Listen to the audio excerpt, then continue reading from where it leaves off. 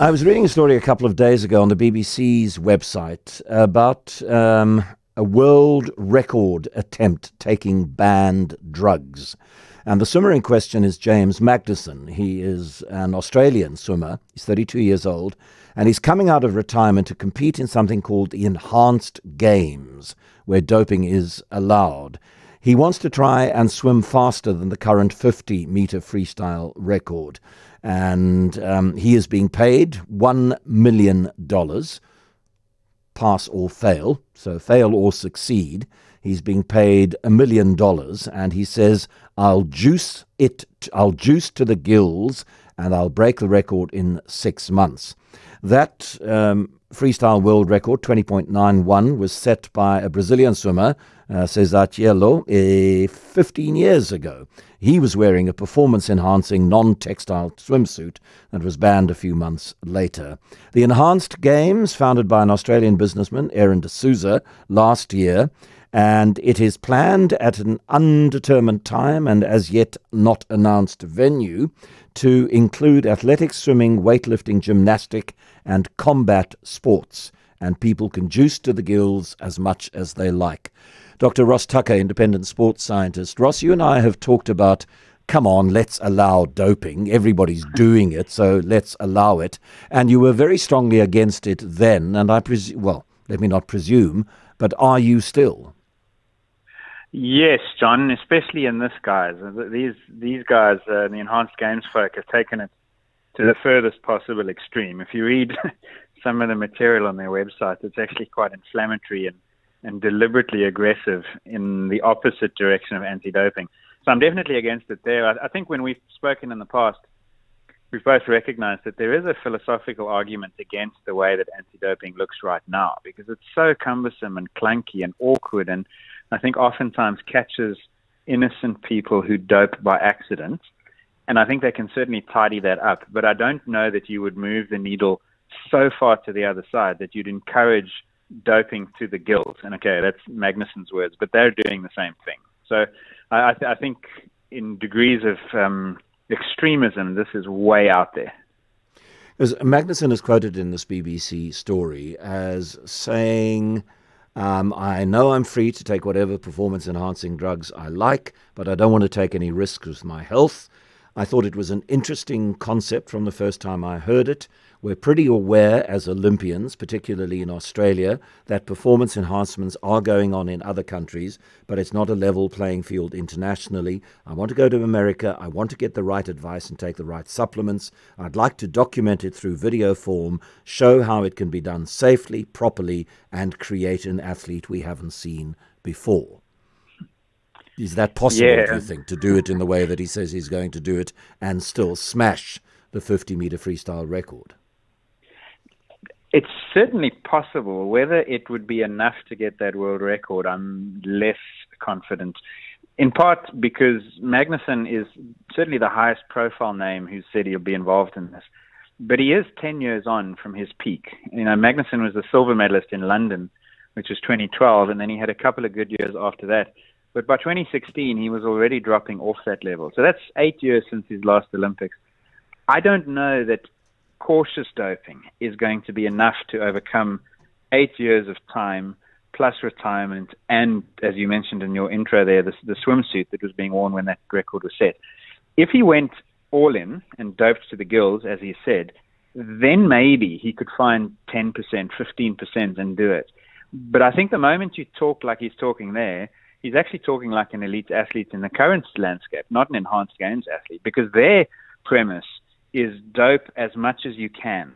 We're obviously within, they don't want people to fall over dead in their events, but they're not being cautious about it, and he is, and that puts him at odds with the Enhanced Games mission.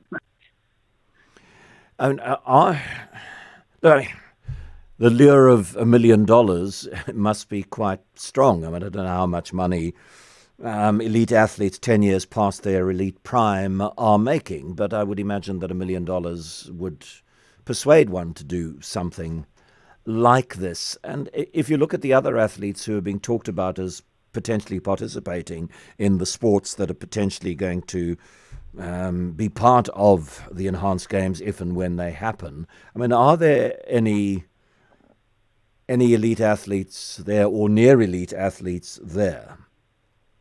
He's the best of them so far. I haven't heard other names, actually. I think that there'll be no lack of athletes like Magnussen who are past their best or completely out of the sport, who don't mind having a go at this, knowing that if, again, whether or not they succeed, they'll be labeled as dopers and there's no way back into the sport for them. So you need to be an athlete on your way out the door in order to go for this particular detour, call it that. And then the other group that will be very keen to go for this is that second tier of athletes. You know, if you take a 100-meter runner, it's a man who can run 10.3, or it's a woman who's running 11.3 or 4, and knows that they're never really going to reach the Olympics. They've plateaued, but here's an opportunity to earn more money, probably 10 times more money than they would have ever earned had they stayed in the, let's call them legitimate Olympics. I'm not convinced, though, that even doping to that extent is going to be enough to take an athlete from that level to world record. So, and perhaps I'm being optimistic because I really don't want this to succeed. But I think that what will happen is there'll be a morbid fascination. A lot of athletes will come along and try this, risk their health, but they won't do it. And people will quite quickly lose interest and turn away from it, because I just think you need a better caliber athlete to do it than the ones who will try. You and I, it's mostly about running and cycling that we've talked about. How much can we believe this record? And more often than not, you've told me, unfortunately, we cannot commit to 100% credulity with this record. And so Magnussen's point about it's happening, and let's not be naive and say, well, of course it's happening in China and Russia, but elsewhere they've probably got it under control. I mean, there are enough positive tests that suggest that is not the case. You think of of cycling and top British team, for example, where there's some big unanswered questions or poorly answered questions. So, I mean, how valid is that it's happening anyway, and it's kind of happening under medical supervision, and athletes' health isn't being affected by it? Not that we know in the short or medium term anyway. I agree, and I think that's the key, actually. I think that the current anti-doping is certainly imperfect, but I think that it provides enough of a disincentive that the athletes have to be cautious, and caution means safer, So we know from cycling that doping programs were actually developed so that athletes wouldn't harm themselves doping without regulation. So doctors stepped in and they said, we need to actually help these athletes dope for their own protection, which is perverse, but that's how all those systematic doping programs evolved. And so I think that current anti-doping serves a purpose even when it doesn't guarantee clean competition. And the biggest objection one can make to legalizing doping is that it would invite doping to a level that is curtailed solely by your appetite for risk. Now you're saying to an athlete, dope as much as you want, and eventually the winner will be the one who's got the least regard for their own health. So that's why anti-doping needs to remain in place, and that's what this enhanced games would take away. And that's I think, is the fundamental problem, is the liability issues.